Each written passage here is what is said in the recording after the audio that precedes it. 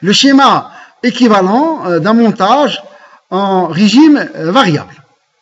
Variable ou dynamique ou alternatif, tout ça c'est la même chose. Alors on va commencer, avant de faire le schéma final du montage équivalent, on va commencer par faire, parce qu'on n'a pas l'expérience, une fois que nous aurons l'expérience, on peut sauter cette étape, on va commencer par faire le schéma du montage en régime variable ou bien en dynamique. La prochaine fois, une fois que vous avez l'habitude, vous pouvez passer directement au schéma équivalent. Mais pour nous, maintenant, on va commencer par le schéma en régime variable. Alors, pour obtenir le schéma en régime variable, il y a deux choses à faire. Premièrement, pour obtenir le schéma du montage en régime variable, premièrement, il faut relier toutes les sources contenues à la masse. Et deuxièmement, comme je viens de le dire, court-circuiter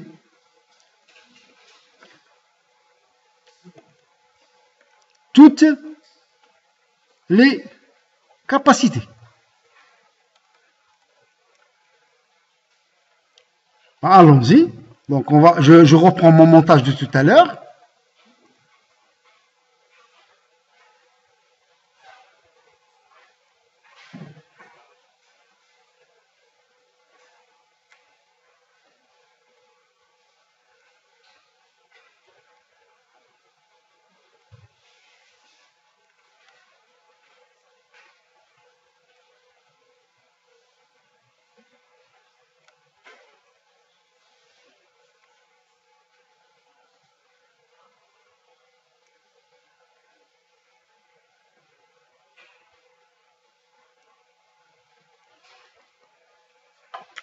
Voilà, le montage que vous allez avoir à l'examen, je sais pas moi, au contrôle, ou des TD ou partout, ça sera de ce type. Donc ici, nous avons VCC. On a dit qu'on va court-circuiter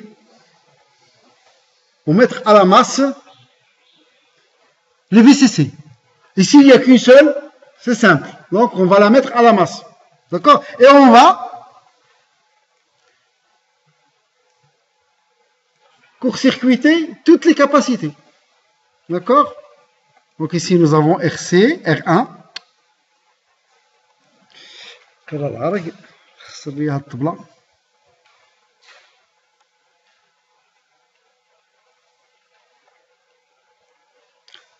RU.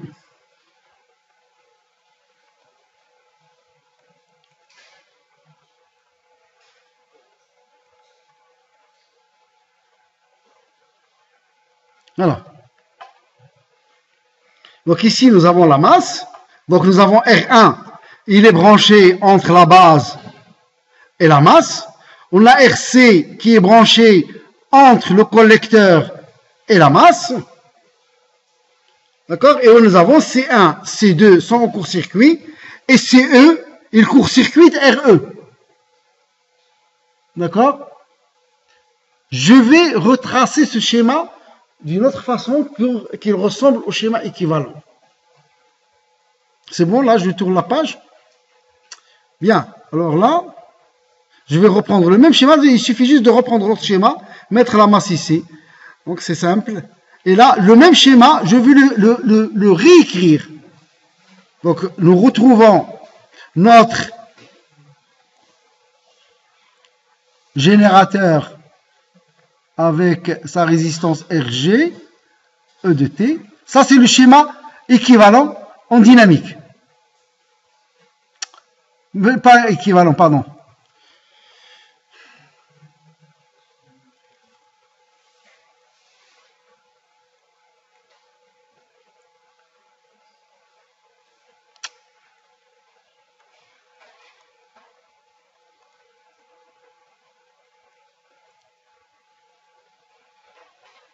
La capacité C n'existe plus, hein, on est d'accord.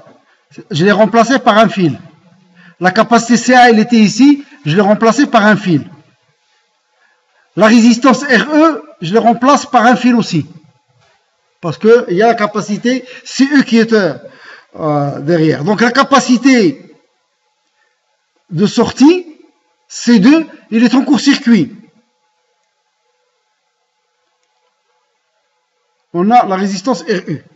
Nous avons la résistance R2 qui est branchée. Donc ici, nous avons la base. Et ici, nous avons le collecteur. Donc ici, la résistance R2, il est branchée entre la base et la masse. Et la résistance R1, il est branchée entre la base et le VCC. Comme VCC est à la masse, donc il va être branché entre la base et la masse. La résistance R1, qui était branchée entre le VCC et la masse, ici, le VCC et la base, ici, le VCC il est à la masse, donc la résistance R1, il est branché entre la base et la masse. De la même façon, la résistance RC, il était branché entre le collecteur et VCC. Comme VCC est à la masse, ben on va la mettre sur la masse. Et là, vous avez le schéma équivalent de votre, le schéma équivalent, non, le schéma en dynamique de votre montage. Le schéma en dynamique de votre montage. Ici, nous avons la tension de sortie VS. Ici, nous avons la tension d'entrée VE. Le courant d'entrée IB. Et le courant d'entrée de sortie ici. Ici, moi, bon, on utilise IS comme ceci. Donc voilà le schéma du montage en dynamique. À partir du schéma du montage en dynamique, ça n'existe pas sur le polycope, cette partie-là. Je vous le dis tout de suite. Donc, sur le polycope, on est passé tout de suite au montage équivalent. Donc, à partir de ce montage, on va faire le schéma équivalent. La seule différence entre ce montage, schéma en dynamique, et le schéma équivalent, c'est qu'on va remplacer le transistor par ces paramètres hybrides.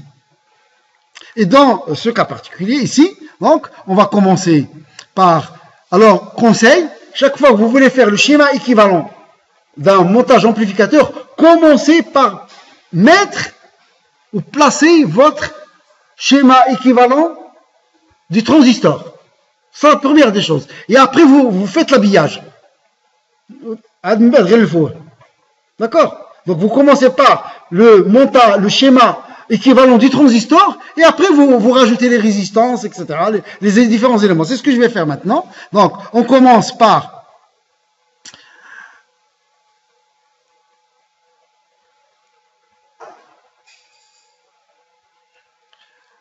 le schéma dynamique du transistor. Donc ici, nous avons H11.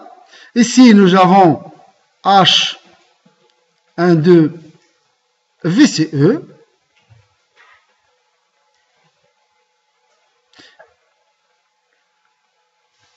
Ici, nous avons un H21 IB.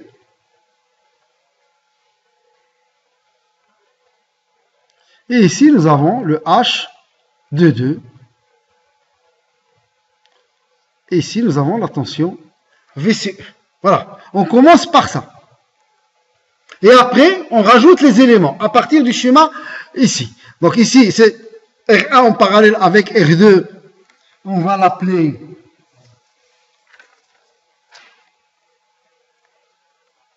RP, résistance équivalente.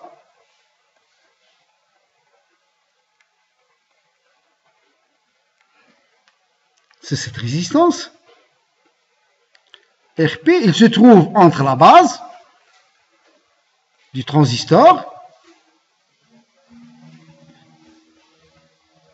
et la masse. Ici, nous avons la tension VE. Et après, nous avons le circuit d'entrée, RG.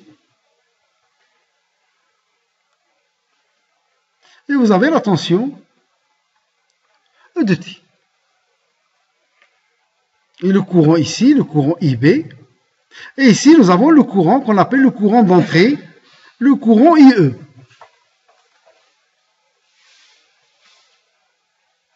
Donc on commence premièrement par mettre le schéma équivalent du transistor. On ferme les yeux et on fait le schéma équivalent du transistor que nous avons vu.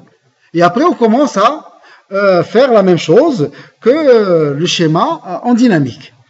Et de la même façon, ici, donc, nous avons la résistance RC,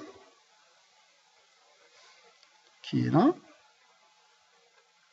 et nous avons la résistance RU, qui est ici. C'est bon? Comme je le dis, je vais m'arrêter 30 secondes sur ce point. Tous les montages électroniques, tous, ils sont basés sur un schéma équivalent. Et toutes les questions qui vont suivre se basent sur le schéma équivalent. Si le schéma équivalent est faux, tout ce que vous allez faire par la suite est faux. C'est comme ça et c'est pas autrement. Donc, faites un schéma équivalent, refaites-le, même si vous êtes en contrôle, refaites-le, perdez un peu plus de temps sur le schéma équivalent. Même si vous ne finissez pas le contrôle, c'est pas grave, mais vous avez quelque chose de juste. Si vous faites rapidement un schéma équivalent et vous vous trompez, tout le reste, c'est terminé. C'est dommage, c'est comme ça et c'est pas autrement. J'y peux rien, c'est comme ça l'électronique. Donc le schéma équivalent, on le fait et on le refait. 2 fois, 3 fois, on est sûr. Quand je suis sûr de mon schéma équivalent, je continue. Les calculs après, bon bah, c'est pas difficile. C'est les calculs de l'électrocinétique, c'est pas grand chose. Mais c'est le schéma équivalent qui est important. On a commencé par des choses simples. Les choses peuvent se compliquer par la suite. 2 étages, 3 étages, etc. Ça devient très lourd. Vous allez voir ça en TD. Donc, mais j'attire votre attention sur le schéma équivalent, sur cela. C'est ce que nous venons de voir ici. D'accord? Tout ça. Alors ça, c'est très important. Donc, il s'agit de ne pas le rater. Alors bon, parfois c'est H22 ou bien 1 sur H22. Ça dépend. Donc, c'est 1 sur H22 ou H22. Bon, ça dépend des notations. Ici, je vois sur le polycope, il a mis 1 sur H22. C'est pareil. Bon. Non, je dis 1 sur H22. Il va faire comme le polycope. Et là, nous avons donc le courant ici.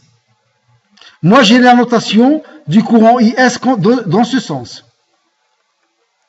C'est la notation anglo-saxonne.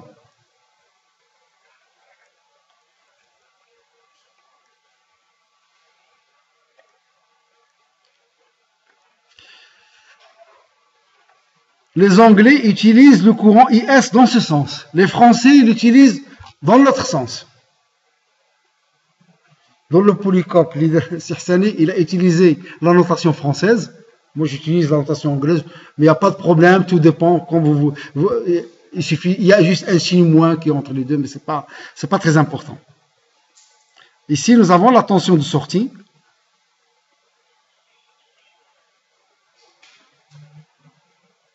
VS.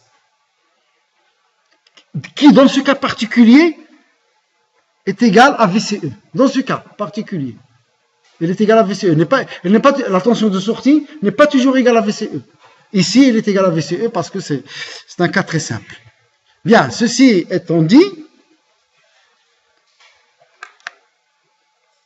je vais revenir donc sur les amplificateurs. Une fois qu'on a parlé de schéma dynamique, est-ce que je n'ai pas oublié quelque chose? Non. Donc, je vais vous parler, une fois que nous avons vu ça, je vais vous parler de quelques généralités, un peu de langage d'électronicien, et après on va revenir au calcul des caractéristiques d'un montage. Donc, les amplificateurs à transistor, donc, le rôle d'un amplificateur à transistor, comme je viens de le dire, est d'amplifier un signal variable de faible amplitude. pour donner en sortie un signal de la même forme, mais de forte amplitude.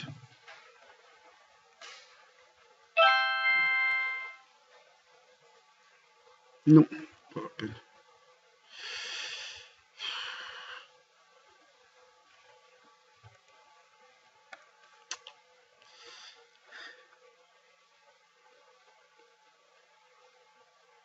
Oh là, il m'énerve. Il m'a rafraîchi l'écran, j'arrive pas. Excusez-moi, je vais l'enlever parce que les candidats, les vidéoprojecteurs, l'écran qui est inqsliya. Et là, pour enlever ça, je vais enlever parce que نحيدها.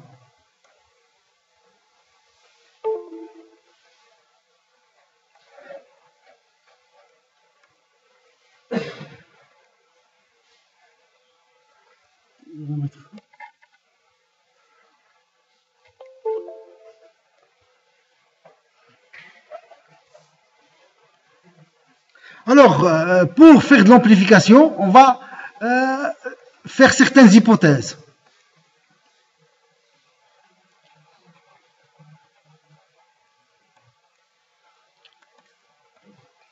Alors, la première hypothèse, c'est que le signal à amplifier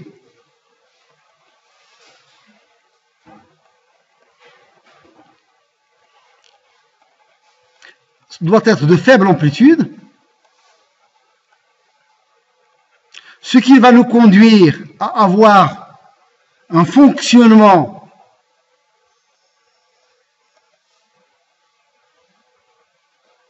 linéaire. Qu'est-ce que ça veut dire?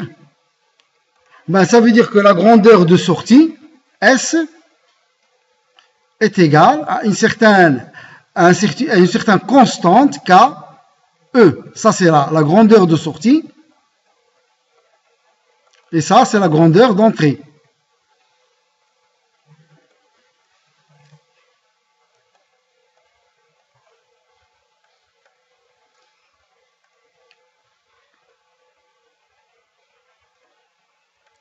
Et K est une constante. Constante parce que nous avons le régime linéaire. Lorsque vous avez cette relation avec K est constante, ça veut dire qu'on fonctionne en régime linéaire. Et pour fonctionner en régime linéaire, comme on l'avait vu la dernière fois, il faut que les caractéristiques doivent être rapprochées par des morceaux de segments. Ce qui conduit à avoir de remplacer la caractéristique par sa tangente. Et donc, on revient à cette notion de faible amplitude. Donc, le tout est lié. Les condensateurs, les capacités sont des courts circuits.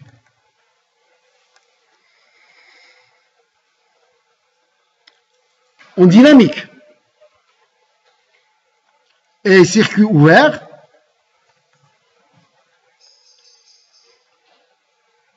en continu. C'est ça ce que vous voyez sur l'oscilloscope. Alternatif, dynamique et continu.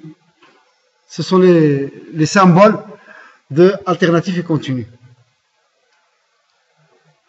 Alors, une fois que nous avons fait ces hypothèses, il va falloir étudier un amplificateur. Qu'est-ce que ça veut dire étudier? Quand on vous dit étudier un amplificateur.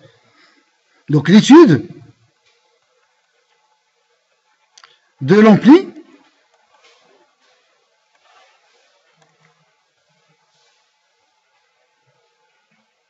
c'est donc l'étude en statique. Ça, je reviens plus là-dessus. Qui permet de fixer le point de fonctionnement. Et vous avez l'étude en dynamique. C'est l'objet de ce semestre. C'est tout ce qu'on va faire pendant ce semestre. C'est l'étude en dynamique. Dynamique de l'ampli. Donc il s'agit de remplacer le transistor par son schéma équivalent, d'annuler toutes les sources continues et remplacer le transistor par son schéma hybride.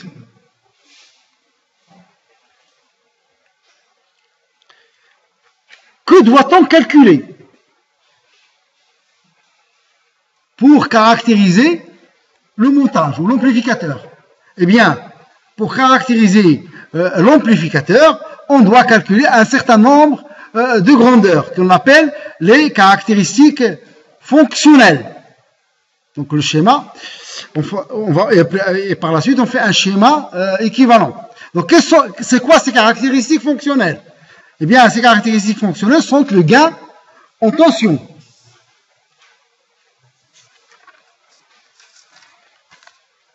Qu'on appelle le gain AV. Et qui est égal à la tension VE sur VS. On va voir plus tard, on parle du gain à vide AV0. C'est la même chose, qui est égal à VE. Pardon, j'ai une bêtise là.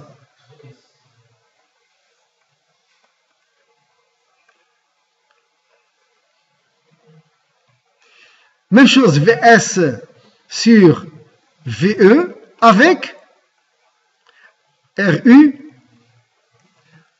On enlève RU. Ça, on l'appelle le gain à vide. Il y a d'autres gains, on verra dans le calcul, par exemple pour l'émetteur commun, différents types de gains. Il y a le gain composite, dans lequel c'est EG, c'est VS sur EG de T. EG. Donc il y a plusieurs différents types de gains. Alors le gain en courant, AI, c'est le courant de sortie, IS, qui traverse la résistance RU, non pas le courant IC, c'est le courant IS qui traverse la résistance RU, la charge, sur le courant d'entrée IE et non pas le courant IB. On va revenir sur toutes ces notions. L'impédance d'entrée, c'est ZE, qui est égal à VE sur IE, et l'impédance de sortie, ZS,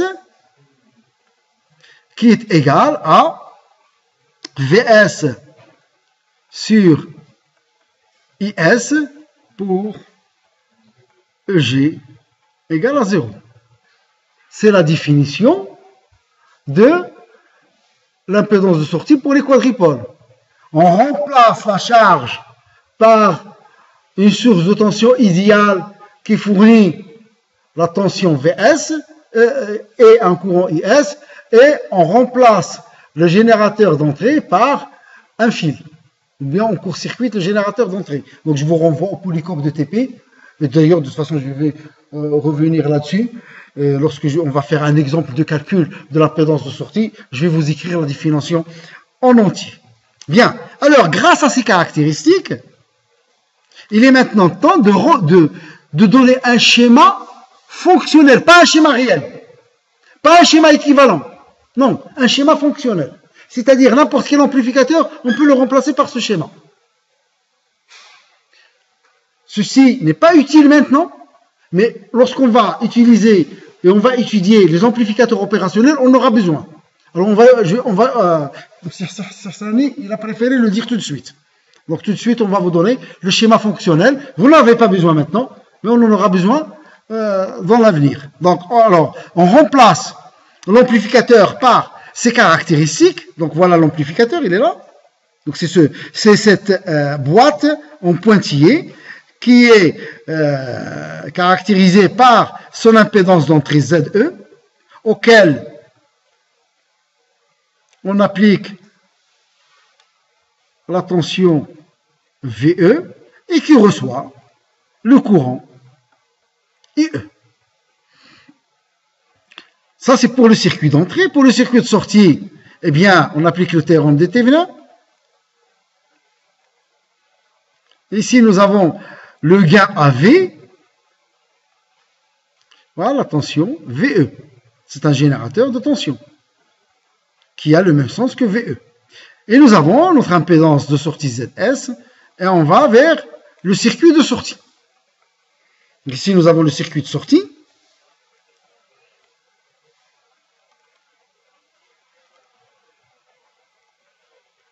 Et ici, vous avez le circuit d'entrée.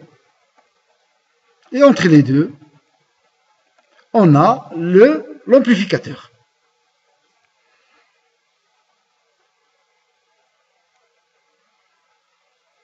Bon, il va disparaître lui. Oui. Donc on a RU, la charge, notre capacité de liaison de sortie C2 et la tension de sortie VS. Et ici, de nouveau, nous avons notre capacité, le courant IS, si on veut calculer le gain de courant. Et là, nous avons donc la résistance RG,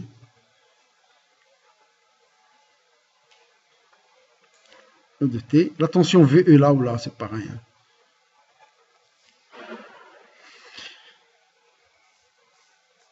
Voilà, donc ça, vous le gardez quelque part dans votre tête.